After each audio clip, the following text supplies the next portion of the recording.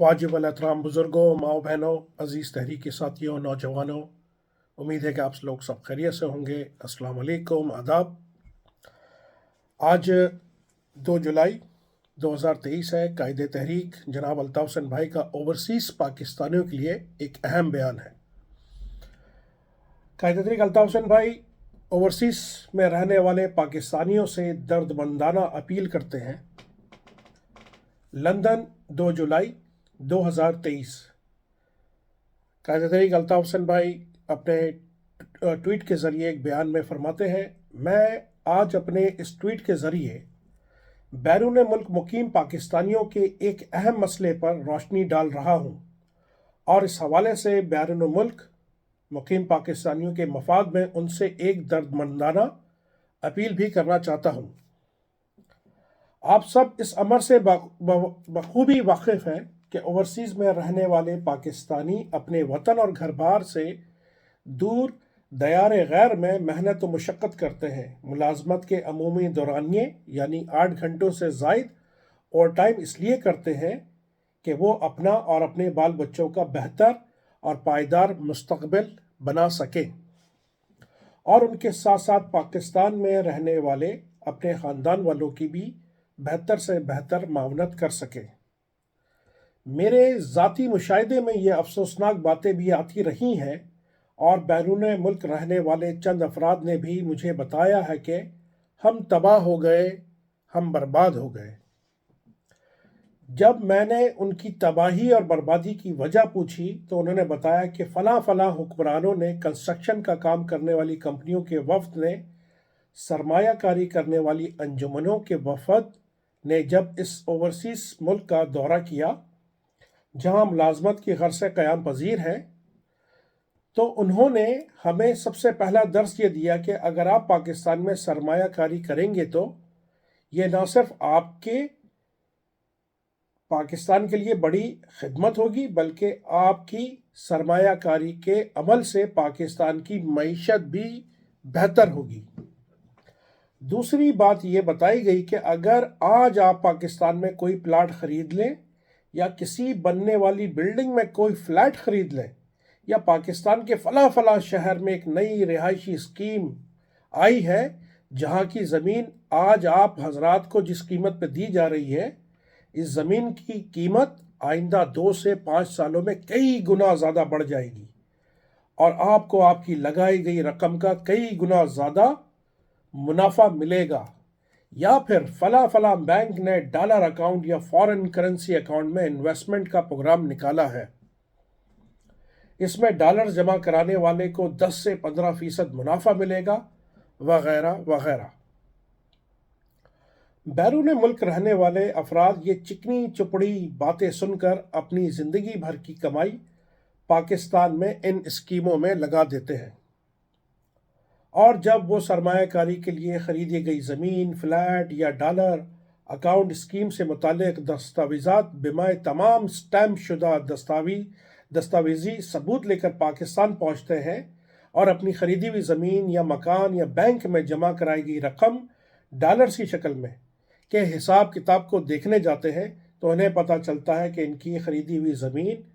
पर कब्ज़ा करके किसी और ने अपना मकान तामीर कर लिया है या किसी बिल्डिंग में ख़रीदे गए फ्लैट पर किसी और ने कब्ज़ा कर लिया है, या जिस बैंक में डॉलर्स अकाउंट की शक्ल में रकम जमा कराई थी वो बैंक डिफ़ॉल्ट कर गया है या इस बैंक ने डॉलर्स अकाउंट ही बंद कर दिया है। इसी तरह इन्हें ये मालूम होता है कि उन्होंने जिन जिन सरमायाकार अंजुमनों या कंपनियों, इन्वेस्टमेंट कंपनीज और एजेंसीज में या डॉलर अकाउंट्स में भारी सरमायाकारी की थी,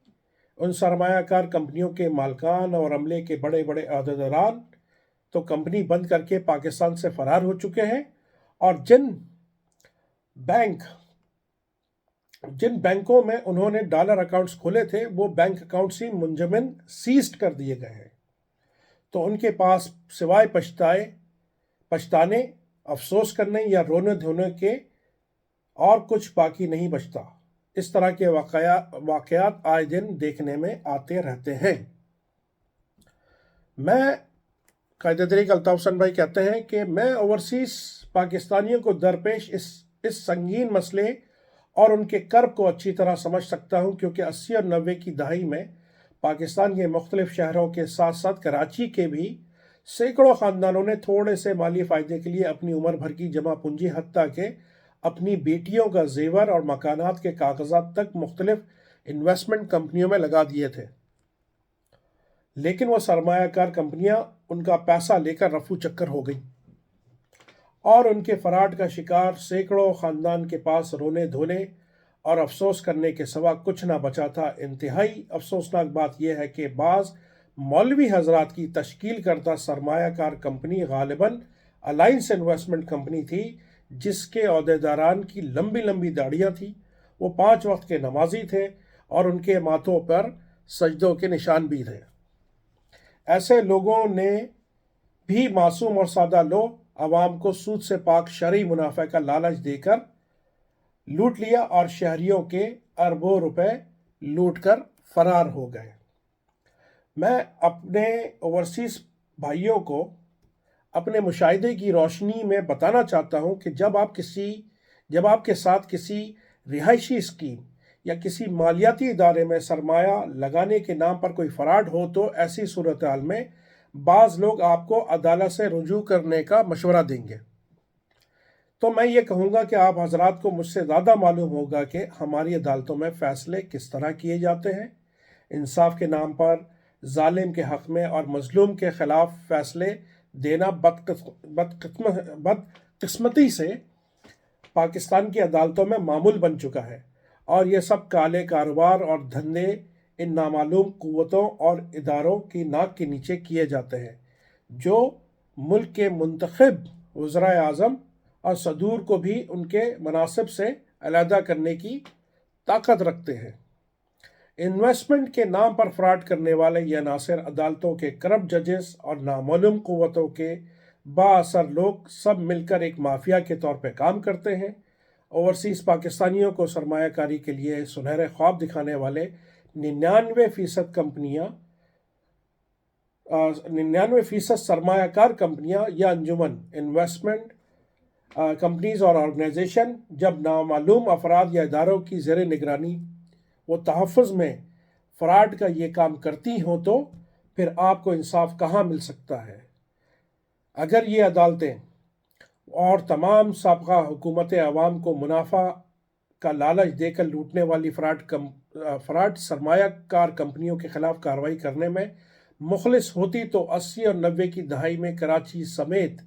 پاکستان کے مختلف شہروں کے سینکڑوں خاندانوں کے اربوں خرب روپے لوٹ کر فرار ہونے والی فراڈی سرمایہ کار کمپنیاں اور ان کے مالکان کے خلاف اب تک قانونی کارروائی کر چکی ہوتی۔ بالکل درست۔ اور اپنی عمر بھر کی جمع پونجی سے محروم ہونے والوں کو ان کی لوٹی ہوئی رقم واپس دلوا چکی ہوتی۔ لہٰذا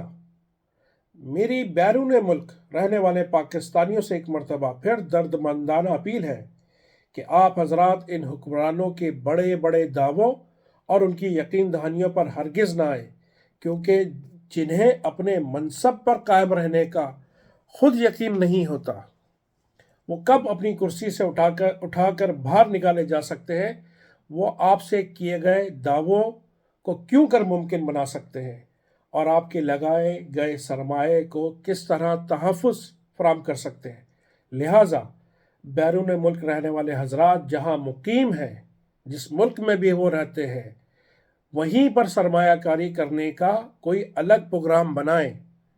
اور خدا را اپنا سرمایہ یعنی جمع شدہ رقم پاکستان بھیج کر اسے ضائع ہونے سے محفوظ رکھیں، تاکہ آپ کو بعد میں یہ کہنا نہ پڑے، ہائے ہم تباہ ہو گئے، ہائے ہم برباد ہو گئے۔ شکریہ۔ آپ کا خیر خواہ الطاف حسین، لندن، 2 جولائی 2023۔ آداب عرض ہے۔ Hi everyone, please subscribe to 90 News channel and hit the bell icon for new updates. Thank you.